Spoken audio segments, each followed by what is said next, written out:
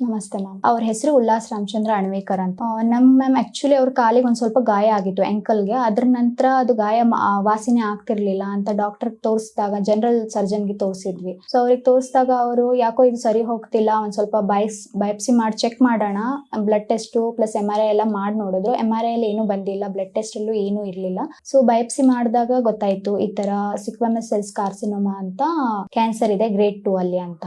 So doctor ಅಂದ್ರು ಬಹಳ spread ಆಗ್ಬಿಟ್ಟಿದೆ ಕಾಲಿಗೆ. ಮೊದಲು ಲಿಂಫ್ ನೋಡ್ಸ್ ಅಲ್ಲಿ ಇದೆ ಅಂತ ಗೊತ್ತಾಗಿಲ್ಲ, ಕಾಲಿಗಿದೆ ಅಂತ ಗೊತ್ತಾಗ್ಬಿಟ್ಟಿತ್ತು ಗಾಯ ಆಗಿದ್ರಿಂದ. ಅವ್ರೇನಂದ್ರು 80% ಕಾಲ್ ಫುಲ್ ಕವರ್ ಆಗ್ಬಿಟ್ಟಿದೆ, ಸೆಲ್ಸ್ ಎಲ್ಲ ಸ್ಪ್ರೆಡ್ ಆಗಿ ಕಾಲ್ ತೆಗಿಲೇಬೇಕಾಗತ್ತೆ ಅಂತ ಹೇಳಿದ್ರು.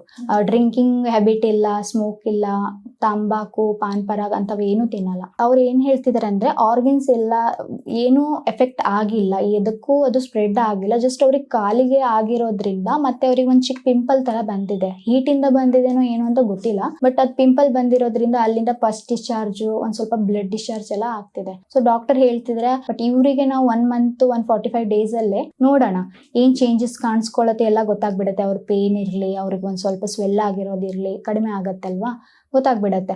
ಅದ್ರ ನಂತರ ಎಷ್ಟು ತಿಂಗಳಾದ್ಮೇಲೆ PET CT ಸ್ಕ್ಯಾನ್ ಮಾಡೋದು ನಾನು ಹೇಳ್ತೀನಿ. ಅದ್ರಲ್ಲಿ ಏನ್ ಡಿಫ್ರೆನ್ಸ್ ಇದೆ ಗೊತ್ತಾಗ್ಬಿಡತ್ತೆ, ಮೆಡಿಸಿನ್ ಇಂದ ಏನೇನ್ ಆಗಿರೋದು. ಪ್ಲಸ್ ನಿಮ್ ಡೈಟ್ ಅನ್ನ ಕರೆಕ್ಟ್ ಆಗಿ ಮೇಂಟೈನ್ ಮಾಡಿ ಅಂತ ಹೇಳಿದ್ದಾರೆ.